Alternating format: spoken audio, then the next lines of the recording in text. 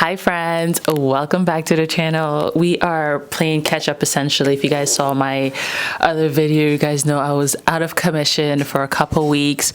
So now we're just trying to get the ball rolling. So I don't have a video for you guys of me planting out these herbs, but I will be showing you guys just the progress. I mean, nothing much has happened and you've guys seen me plant a lot of things prior. It's kind of the same method, but later on I will go down in my basement and kind of show you guys what's happening and how I decided to plant all of these. We have, well, for my herbs, I separated them based on perennial herbs and annual herbs. Most of these you can direct sow, but a lot of these kind of need a lot of time, so you want to make sure you're getting them started early, but it's not essential. I planted a ton of herbs. I went ahead and got another casing, or another packet I should say, of the rosemary. Initially I wanted to start them when I was doing the winter sowing back in early to mid-January, but that is fine. I'm using the heat mat, so that should alleviate some of the time that I would be waiting if I put it out for the winter sowing. I started a few of the parsleys. I'm gonna be honest with you guys. I'm nervous about the parsley. I have trouble growing parsley. It's just one of those things that, because it takes so long to germinate, I just kind of start second guessing, and then I just go ahead and start another batch. But it's better safe than sorry, because I really want some parsley this year. And I did the chives again. I did another batch of chives because I'm convinced that there's something with the germination. I think it's the same thing as the onion family, where if your seed packet is like a year or two old, it may not germinate as well. So I went ahead and started those again. I think I also started some more chamomile because I forgot that I had them out in the back room. Crazy. And I also went ahead and harvested and saved some seeds for my chamomile that was out in the bed out by the arch, and I saved that, and I went ahead and started some of those actually today, and I'm hoping that something germinates. I usually don't have an issue with chamomile. So the packets that I have, it says 2024, the other one says 2022. The white top one, so this one says 2022 and this one says 2024. So if I could get this one to sprout, and then maybe sprouts from the white chamomile, the white chives that I saved prior to, I'll be really happy about that. As far as new herbs, I went ahead and sowed some feverfew. I grew this maybe a couple years ago or last season, and it just runs rampant. Like, it spreads like crazy. So I spent a lot of time taking it out, and then I don't know, I guess I was so focused on not having them spread too much that I took out really good already established plants, and before I knew it, I didn't have any more. So I want to start these again, but I want to keep them in a container, either in the green stock or just in like an area that I'm okay with it spreading. It is pretty easy. You can see my neighbor just walked by. It's so funny. It is pretty easy to, kind of eradicate if they start to spread. You just kind of, take them up with your hand, and that seems to work really well. So I don't know, I have an area where I could kind of let it go wild, but I don't know if I want to do that. So I'm still thinking about that. And then I started some marjoram And I sowed this last year and I had really good germination, no problems at all. But I was also sowing for my friend and I actually didn't sow any for myself. So this year I'm making sure that I sow this one again. I also sowed some lovage. This will be my first time trying this out. It says that it's a perennial. The leaves and seeds impart a nice celery taste. Used in soup, salads, pickles, and more. Can be grown in most of the north. So I am excited to try this out. And then another new one to me is this chervil. This is an annual and it's also known as a French parsley. It says anise flavored leaves, traditional in French cooking, often added to eggs, vegetable, and fish dishes. And that's exactly what I plan to put it in, is some eggs and some fish dishes. So I'm excited for that. I have already a pretty established oregano, both in my green stalk and my kind of makeshift planter that's down the hill. I'm sure you guys have seen that in videos, but I decided to start a little bit more oregano because I do want to go ahead and have some of these herbs just in the landscape. I mean, why not, you know? And then I started some cilantro, and this is the slow bolt variety. And I'm really excited for that. Hopefully I could harvest, I chucked that really hard just now. Hopefully I could get a good harvest before the warmer weather comes in. And then I have two different varieties of dill. I've done the bouquet dill, and this time I'm trying the tetra dill as well. Just interested to see the growth pattern and the flavor, but I plan to do a lot of pickling this year. And last year when I was doing pickling, I didn't have enough dill, so I want to get a lot of it. It can be pretty tall, like 30 to 35 inches, at least for the tetra one. I think that's what it said. Yeah, 30 to 36 inches. And the bouquet dill gets pretty tall as well. It says 3 to 4 feet tall. So I want to just go ahead and put that in the landscape. Initially when I was growing these, I had them in the what's it called, raised beds, and I don't think that's necessary. It doesn't really have that many pests. So I'm going to put that out in the landscape, and it's also good as a habitat for butterflies. So I'm going to be spreading that around everywhere.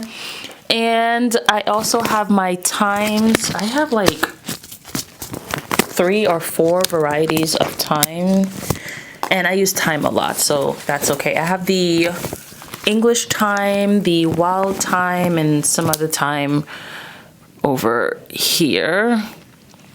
And I have some established ones in my green stalk, but I'm just unsure if the winter that we had is going to beat it down and it's not going to come back. So I made sure to sow some more seeds. I may just do a overall refresh of my herb green stalk. I have one green stalk that I use specifically for herbs, so I may just do like a full refresh and start with some new plants, or I may take those established one and just chuck it in the landscape. I'm not certain. Another new herb to me is this savory. I've never tried it. It's also deer resistant and drought tolerant once established, and it says that it's spicy and peppery with a hint of thyme and mint. This complex seasoning is especially delicious in rich savory dishes and attractive ornamental in rock gardens and borders. It beckons bees and other beneficial insects, and is a low maintenance herb that grows well in poor soil. So this will be good for the rock wall as well. I don't need to necessarily put it in the green stalk. So that's something that I'm trying to focus on more this year is save those garden beds for things that I really need to protect, and things that I don't really need to, I'm going to have them out in the landscape, have them as maybe a ground cover, just more edible landscape within like the flowers and shrubs that I'm trying to put in the garden this year. So that's the plan. It doesn't need a special location, or I don't need to baby it. I could just have it growing with everything else. I also have a nice established sage plant in a pot. I think it's the blue pot. I also had some dahlias growing in that last year. And I'm going to also go ahead and put some sage out in the landscape. I just want, I guess now that I've been growing and have a feel for where I want things to be, I think I'm moving more towards a permaculture type of gardening situation. I just want to mix everything. To be honest with you guys too, if my husband didn't work as hard as he did with us getting the bricks and creating those garden beds, if I just had maybe some rotted wooden garden beds, I would have taken that out and just made the garden just all together. I just have this like feeling that I should try to intermingle things more, grow things where I know I'm getting like a lot of pest pressure, so that maybe they could just chomp on that and stay in that area, and have everything else just kind of interact. And I feel like just like a more diverse habitat may just be better overall. But because I do have that brick garden bed, and my husband and I and even my nephew worked really hard on gathering those bricks and stuff, I am going to keep that, definitely. I don't want to. My husband would go nuts if I'm like, yeah, we're gonna rip this all out. So I'm going to still try to do kind of a permaculture gardening style with everything else around. But for those beds, I'm planning to use it for things that I really want to try to protect with maybe like a pest barrier. But I'm still going to try my hand at having those things out in the landscape and see how that goes. I think I also started the bee balms earlier. I think I did, because they're already growing. They're doing really well. I'll show you guys that as well. And then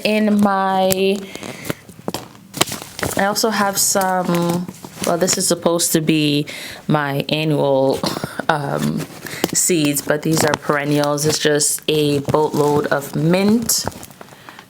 Hi, baby, do you need something? Come here. You're bored? All right, well, I'm almost done, and then I'll come play with you. Okay? Almost done. Yeah, so it's just a boatload of mint. We have the blue calamintha, the marvelous mix, lemon balm, and I have lemon mint. And then I have a boatload of basils, but I did not start all of them. I was able to hold back on that. Last year I definitely started most of these basil, so I had to order some more. But I'm gonna try to save some seeds from them this year, so I don't have to reorder again. Should I just hold up? I'm gonna hold up 2 at a time. So we have the holy basil, which absolute favorite. It smells divine, tastes divine, so refreshing. We have the purple Petra basil, and I'm just growing that for the color. I think it's just a simple basil flavor. It's just purple. And then we have the Siam Queen, and then we have the Genovese basil, which is what you're normally used to seeing. Just nice, sweet flavor. The Siam Queen is a spicy sweet flavor with an anise and licorice aroma. And then we have the lemon basil, which does smell very lemony, and I just use those for drinks. It's wonderful, light yet intense lemony fragrance and taste, a real culinary delight. And then we have the Thai sweet basil, which is a popular sweet spicy flavor that's essential in Thai cuisine. Complex, delicious, nice licorice taste. So I'm a basil lover through and through. I love to do tomatoes with the basil. I think it's called, I'm gonna put the name because I don't remember what it's called. So, I mean, do I need all these basil varieties? No, but I liked trying them. I like smelling them. It's just about finding different recipes and things that these basils will work specifically for. But that's pretty much all the herbs that I've started. Normally I'll start like a bunch of like one variety and stuff, but this year I just did like one or two. Like I said, I don't have like all the space to have them in green stalks, but I'll be having them out different places, just like around the house and stuff like that. But I am really excited. Hopefully everything comes up. And I started these, I believe, the 18th of February. Today is the 21st. Friday, we also had snow again yesterday. So late last night, it was just like, it wasn't too much. It was like a dusting of snow. But I was just like, okay, that's it. Last one. No more. Because I do have to get out and do some stuff outside with you guys, which you guys will see later. But right now, I'm going to take you and show you kind of how I planted it and the amount of stuff, and I'll also show you the stuff in the back room that's doing really well. Yeah, I'm gonna shush and do that with you guys now. Okay, let's get in here. So right now it is 48 degrees in here. Let me show you specifically the different herbs. So you could see these chives that I started a bit ago. They haven't sprouted as yet, which, okay. Like I said, I put some of these chives that were dried. I saved this in here. I still haven't separated the seeds out of them, but I put some of these freshly saved seeds in this section here. So we shall see how that goes. I'm gonna pop this one out so you could have a better view.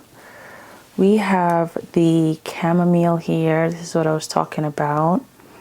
And I just seeded like about 10 or so in each section. I told you guys I like to clump up my herbs just to make them more full. And the parsley here, I'm just trying to get a better angle for you guys. Nothing here on, oh yes, today I just saw that the sweet curly parsley, do you see that green growth right there? The camera's not even focusing on it, but right in that middle section here is a germinated seed for the sweet curly parsley from Renee Garden. And quickly though, I have the brassicas coming up nicely. So I told you guys that this heating mat stopped working and I was just going to let that fly and just not have any heat at all. But I really want to get some of these going, especially my my lettuce, my leafy greens, things that I'm going to be putting out soon. I really want to actually just at least get them up and sprouted. So I went ahead and purchased this heat mat.